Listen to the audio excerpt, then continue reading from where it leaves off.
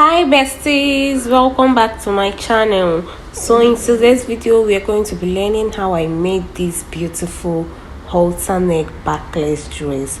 I'm going to be telling you guys the mistakes I made and how to correct it, so stay tuned. Please don't forget to like, comment and subscribe to my channel. Bye.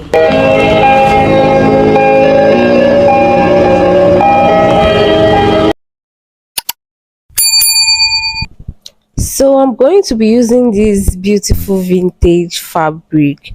Guys, I actually prefer using a vintage fabric to Ankara. Now I'm going to fold it into a bias form. So this is how I'll be folding it. I will take one end of the fabric and fold it to the other end. Then it's going to look like a cone or a triangle. That's how to fold your fabric in a bias form.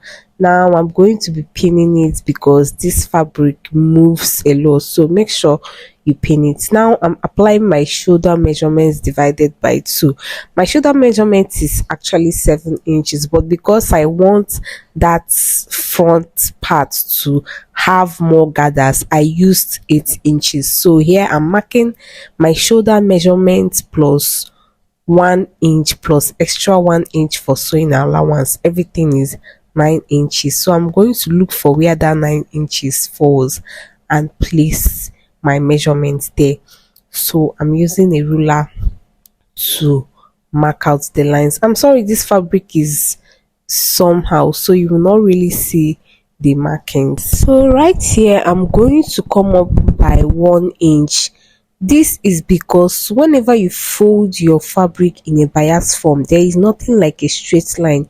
If you go ahead and cut that straight line, that first line I drew there is going to give you a deep view when you open it up, and we don't want that. So that is why we are making that coming up by 1 inch. If you want a completely straight line, you can come up by 1.5 inch to give you that straight line.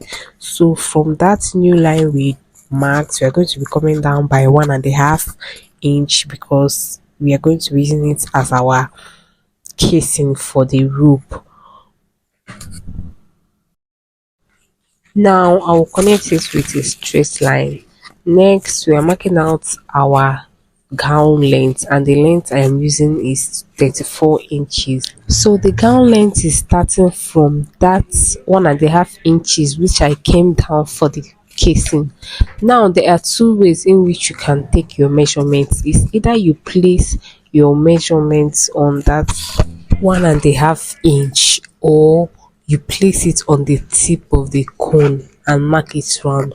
But before you place it on the tip of the cone, you have to mark out your measurements first from that 1.5 inch, and then whatever it gives you, you then start from the tip of the cone and measure it down to that place that you marked first.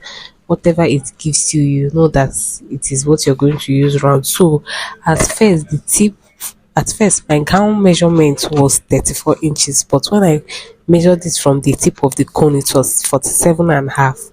So that was what it was, 47.5 that I marked round. So after that I will cut it off, and then I am going to notch where my casing is going to start from, that 1.5 inch that I marked. Now I'm cutting off the down part as well, and now I am coming down by 16 inches, which is my waistline. Now this is where the mistake is. If you want your back to drop very well but without showing an excess of your back, this is where you will apply the technique. Instead of coming down by your original waistline, what you do is you minus like 3 inches from your waistline. So instead of using 16, I think 13 is going to be best. In fact, use 13 for all sizes. That is, if you don't want your back to be too revealing, and also you want your back to drop as well, you use 13 inches, and that 13 inches will also help the front part from gaping. It's going to hold it firm. I'm going to tell you why I asked you to use 13 inches when we are attaching the elastic band to the back. So I'm going to notch that 16 inches that I marked. Now I folded my fabric and in a bias form again and placed the front on top of the fabric that I folded, which we are going to be using to cut out the back. Now I'm going to pin it. So from that upside, I'm going to come down by the inches in which I want my back to start from. So I'm going to do it on both sides, then fold the front part so that I'll be able to get the accurate line. So after folding it, I'm going to trace out the line of that fold. So I'm cutting it out following the exact shape of the front. Then I will remove the front. Now, remember I told you guys that when you fold your fabric in a bias form, there is nothing like a straight line. So here you're going to determine if you want your back to still have that V line, because this is a straight line, or if you don't want it to have that V line, you go up by 1 inch or 1.5 inch and connect it down to the side.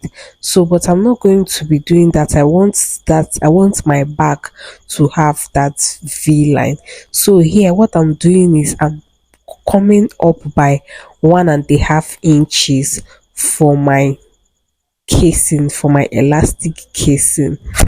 So guys, if you still want your back to be very very deep, you can as well go down by 1 inch so that it will give you that very deep V line. So it depends on your preference. Now I have cut it out, and then that place is going to be my elastic band. So I'll open it up and show you people what it looks like. You see that V cut there? If I didn't take anything up and I didn't take anything down, you see how it is looking. You see how V it is looking. You can imagine if I bring something down, maybe bring like 1 inch down, you can imagine how deep it will be. So this is how I'm going to sew my elastic casing. I'm folding 1/2 inch first and then folding 1 inch and sew. So here, this is the front part. I am done joining the casing and this is what it looks like, and then this is the back part as well. I am done joining the casing. So now it's time to attach our elastic band. Now if you want your, I told you people to come up by 13 inches. So when you come up by that 18 inches, if you want your back to drop, you can use this technique. You can make your back drop because you are safe now. As long as the place where your back started from is high, is not going to affect you. So what you do is, if you want your back to drop, you add 2 inches to your elastic band. Like you divide your waist measurement by 2. So if your waist measurement is 30, you divide it by 2 and it's 15, you add extra 2 inches to your waistband so that it will make your back drop very well, so which will be 17 inches. Then you will use your safety pin and attach it there. Then after attaching it there, you run a line on your elastic casing so that the elastic is not going to pull off. Now this is what the rope for the front part looks like. So this is how I folded it. I cut out a 3 inches band, and then you fold it into two and then fold it again and fold it again. Just watch what I did here. So that was how I folded my rope there. Now this is the front. I'm going to join the front and the back. Remember that we notched where our back is starting from, so I'm going to place the back there and then use 1/2 inch to run it down. So I forgot to tell you people that you are also going to fold this side. So before you run your elastic casing for the front. Make sure you fold the side like this. You fold in half inch or 1 inch inside. This is how you're going to do it. Just watch what I'm doing, then you run a straight line on it. So this is what it looks like after sewing. So now after sewing the side, then you can now run your elastic casing for the front so that it will give you that room. Now I'm going to attach my rope to the casing for the front. So I have put in attached my safety pin with it, and I'm passing it through the casing, the rope casing in front. Now when it is out, you're going to drag your dress to the middle, so that I'm doing this so that the two rope is going to be equal length. So you bring them together and then drag your dress to the middle so that the two rope will be equal. So if you don't want your rope to be moving, you can tie it there. So guys, this is the end of this video. I hope you enjoyed it, and I hope you got value from it. So make sure you like, comment, share and subscribe. See you in my next video. Bye.